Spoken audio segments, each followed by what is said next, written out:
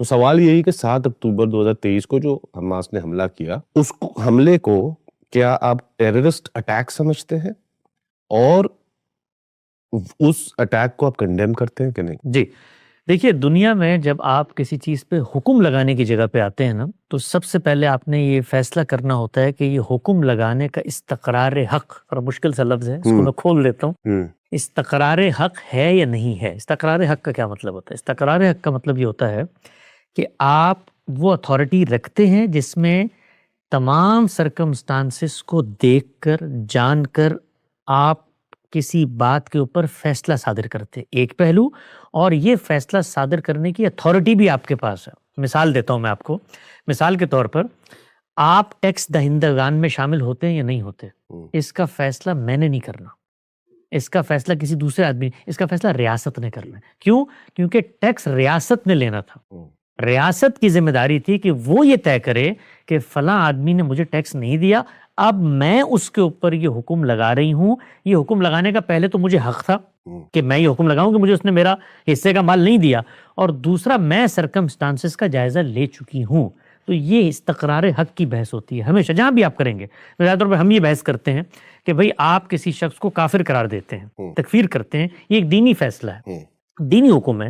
ایک شخص کی مذہبی شناخت کو چیلنج کر کے معاشرے میں اس کی حیثیت عرفی بطور مسلمان کے ختم کر دینا، یہ دینی عمل ہے، یہ کوئی بچوں کا کھیل نہیں ہے۔ تو دینی عمل میں ہے تو آپ کو لازماً استقرار حق پہلے ثبوت لانا پڑے گا کہ خدا نے آپ کو یہ اتھارٹی دی ہے کہ آپ یہ فیصلہ صادر کریں۔ تو دنیا میں جب بھی کبھی آپ کو اطلاق میں فیصلہ دینا ہوتا ہے تو پہلے آپ کو یہ دیکھنا ہوتا ہے کہ آپ کا استقرار حق ہے، اور دوسرا کیا آپ نے تمام سرکمسٹانسز کا جائزہ لے لیا فیصلہ کرنے کے لیے۔ اب آئیے اس سوال کے اوپر، حماس ایک تنظیم ہے، وہ تنظیم دہشت گرد تنظیم ہے یا دہشت گرد تنظیم نہیں ہے، اس کا فیصلہ ریاستوں نے کرنا ہے یا عالمی اداروں نے کرنا ہے یا بین الاقوامی عدالت نے کرنا ہے۔ بطور تنظیم کے یہ حکم کسی تنظیم پر لگانے کا پہلا یہ کہ میرے پاس کوئی استحقاق نہیں ہے، دوسرا میرے پاس وہ علم نہیں ہے جس کی بنیاد پر میں یہ فیصلہ کر سکوں کسی تنظیم کے بارے میں۔ تنظیم تو افراد پر مشتمل ہوگی نا، اس کے اندر انسان پائے جاتے ہوں گے، ان کے حوال کا جائزہ لینا ہے، ان کے مینیفیسٹو کو دیکھنا ہے، ان کی کارکردگی کو دیکھنا ہے، ان کے اقدامات کا جائزہ لینا ہے۔ پھر اگر کوئی اقدام کہیں پہ ہوا ہے تو اس کو ثبوت کی آخری حد تک پہنچا کے یہ بتانا ہے کہ اسی تنظیم نے کیا ہے، تب اس پہ حکم صادر ہوگا۔ تو تنظیموں پر حکم لگانے کا میرے پاس عام آدمی کی حیثیت سے کوئی اختیار نہیں ہے۔ میں کسی تنظیم کے بارے میں یہ کہنے کی پوزیشن میں نہیں ہوں کہ فلاں تنظیم دہشت گرد ہے۔ میں جس چیز کا پابند ہوں بطور ایک دین کے طالب علم کے، بطور ایک دانشور کے، کوئی بھی شخص دنیا بھر میں پایا جائے، بطور ایک عالم کے، مفکر کے، وہ یہ ہے کہ جو عمل آپ کے سامنے آیا ہے اس عمل پہ میں حکم لگاؤں، اسی عمل کے اوپر اس عمل پہ میں یہ حکم لگاتا ہوں کہ دنیا میں دہشت گردی کی تعریف کیا کی جاتی ہے۔ جو دہشت گردی ہے وہ یہ ہے کہ نان کمبیٹنٹس، یعنی وہ لوگ جنہوں نے اسلحہ نہیں اٹھایا، وہ بے گناہ تھے، ان کو اقدام کر کے اس طریقے سے قتل عام کر دینا کہ ان کی جان لینے کا استحقاق کسی فریق کے پاس نہیں تھا، یہ دنیا بھر میں تعریف کی جاتی ہے۔ یعنی قتل دہشت گردی بن جاتا ہے جب وہ اپنا پیمانے کو پھیلا دیتا ہے۔ ٹھیک ہو گیا۔ جس طرح عام طور پہ آپ یہ کہتے ہیں نا یہ تو میوچل کنسنٹ سے زنا ہوا ہے، لیکن وہ زنا بالجبر کب بن جاتا ہے؟ جب آپ دھونس سے، دھمکی سے، زبردستی ایک کام کرتے ہیں۔ چوری آپ نے کر لی، آپ اقدام کر کے مال لوٹتے ہیں، ڈاکہ بن جاتا ہے۔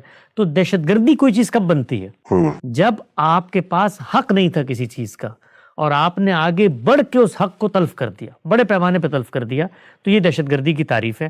اس تعریف کے مطابق جو لوگ 7 اکتوبر کے واقعے میں مارے گئے، اگر تو وہ کمبیٹنٹس تھے، یعنی وہ سامنے سے اسلحہ اٹھا کر کھڑے ہوئے تھے، فوجی تھے، اچھا اس میں بھی طے ہے، عالمی سطح پر یہ طے کر دیا گیا کہ فوجی بھی اگر میدان جنگ میں نہیں ہے تو وہ کمبیٹنٹ نہیں ہے، یعنی اگر وہ گھر پہ سو رہا ہے تو اس حالت میں وہ کمبیٹنٹ نہیں ہے، یہ دنیا میں طے ہے۔ تو جن لوگوں کو مارا گیا اگر وہ نان کمبیٹنٹس تھے تو ایک لمحے کے لیے بھی یہ کہنے میں کوئی تردد نہیں ہونا چاہیے جس نے مارا، آج تک روئے زمین پر جس نے، وہ اسرائیل نے غزہ میں مارے ہوں یا فلسطینیوں نے، حماس نے اسرائیل میں مارے ہوں، وہ طالبان نے پاکستان میں مارے ہوں یا پاکستان نے افغانستان میں مارے ہوں، جہاں کہیں بھی نان کمبیٹنٹ بے گناہوں کی جان لی جائے گی، وہ دہشت گردی کا عمل ہوگا. اس پس منظر میں اگر کوئی تنظیم یہ کلیم کرتی ہے کہ ہم نے یہ کام کیا ہے تو یہ کام خالصتاً دہشت گردی ہے. خالصتاً دہشت گردی. ٹھیک ہے, آپ نے ایکچولی میرے آگے کے سوالات کو بھی کور کر لیا اس کے اندر, لیکن میں پھر بھی ذرا کوشش کروں گا کہ اور ذرا لوگوں کی سننے کی کلیئرٹی کے لیے. یہ ایکٹ ہو گیا دہشت گردی. اب آپ یہ بتائیں کہ اس ایک دہشت گردی کے ایکٹ سے کیا ہم یہ ڈکلیئر کر سکتے ہیں کہ حماس ایک دہشت گرد آرگنائزیشن؟ فیصلہ کرنا ہے حکومت نے, ریاست نے, ہمارے پاس حق نہیں.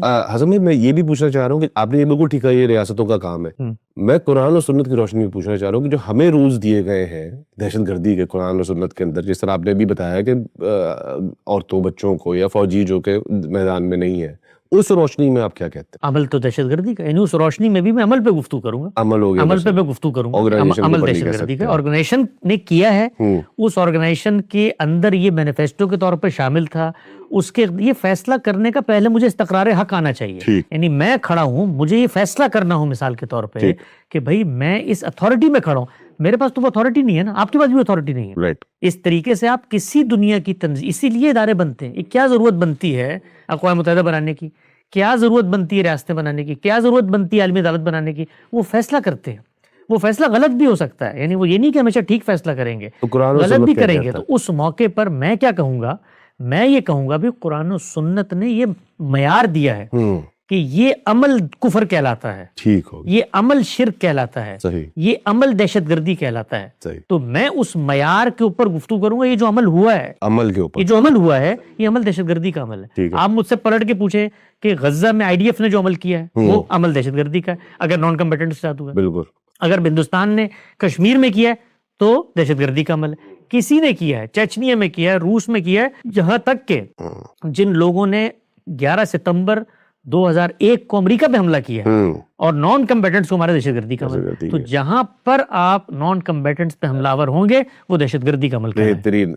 حسن بھائی, بس یہی میں بیسیکلی ابھی آگے 3 سوال اور تھے لیکن آپ نے خود ہی کور کر لیا. پوائنٹ ہی میرا یہ تھا اس سوال کو کرنے کا, جس طرح آپ نے بولا کہ اگر وہ چاہے اسرائیل میں کیا تھا, چاہے غزہ میں ہوا, چاہے ادھر 9/11 ہوا, کچھ بھی ہوا, وہ ایک ڈیفینیشن قرآن نے بڑی کلیئر کر دی اور یہ سارے دہشت گردی کے عمل. بالکل ہے, صحیح. اور یہی آئی تھنک جو انٹلیکچوئل کنسسٹنسی جو میری انڈرسٹینڈنگ ہے, مجھے نہیں پتا کہ آپ نے اس کو فالو کیا نہیں کیا پیئرس مورگن کو اس کے اندر, لیکن دس از دا انٹلیکچوئل کنسسٹنسی جو ہونی چاہیے ایک عام مسلمان کو, یا جو وہاں پہ لوگ جواب دے رہے ہیں ان کے پاس, کہ ہاں بھائی جہاں پہ یہ ہوا ہے وہ دہشت گردی ہے. بالکل دہشت گردی, اس میں تو کوئی تردد پہلے دن سے, یعنی کبھی آپ نے ہماری زبان پہ یہ سنا ہو, اس کو کبھی ہم نے تائید کی ہو, تصدیق کی ہو, بلکہ ہم تو اس سے آگے بڑھ کے بطور مسلمان کے آپ یہ دیکھیے اللہ تعالیٰ کے دین نے ہمیں, آپ نے کہا نا دین کیا کہتا ہے, دین یہ کہتا ہے کہ یہ دہشت گردی, یہ جو لوگوں کے اوپر پرسیکیوشن ہے, یہ جب ہو رہی ہو تو تم نے ساتھ دیتے ہوئے یہ بھی نہیں دیکھنا کہ آگے کون کھڑا ہوا ہے. قرآن مجید نے تو یہ بتایا, اس میں مسلمان ہونے کی بھی کوئی شرط نہیں ہے. اس میں تو قرآن نے یہ بتایا کہ یہ جو مسجدیں ڈھاتے ہیں, یہ جو معبد ڈھاتے ہیں, یہ جو کلیسا ڈھاتے ہیں, کیوں نہیں نکلتے ان کی مدد کرنے کے لیے اگر طاقت قدرت استطاعت ہے تمہارے پاس؟ تو اس معاملے میں تو کوئی شخص دنیا میں اگر کسی کی جان لیتا ہے اور وہ نان کمبیٹنٹ ہے تو جان کو تو حرمت حاصل ہے. تو کوئی اگر یہ کرے گا تو اس عمل کو ہم دہشت گردی کا عمل قرار دیں گے. بہترین. بالکل. میں اور آپ نے کبھی نہیں کہا, میں یہی چاہ رہا تھا کہ جو انٹلیکچوئل کیلیبریشن میں بیسیکلی کرنا چاہ رہا تھا, اور آپ نے بڑی زبردست طریقے سے کر دی کہ بھائی اس میں کوئی سوال کی بات ہی نہیں ہے. اور آئی تھنک یہ سننے والوں کو بھی کلیئر ہو گیا ہوگا میرا ریزن کیا تھا یہ سوال آپ سے کرنے کا.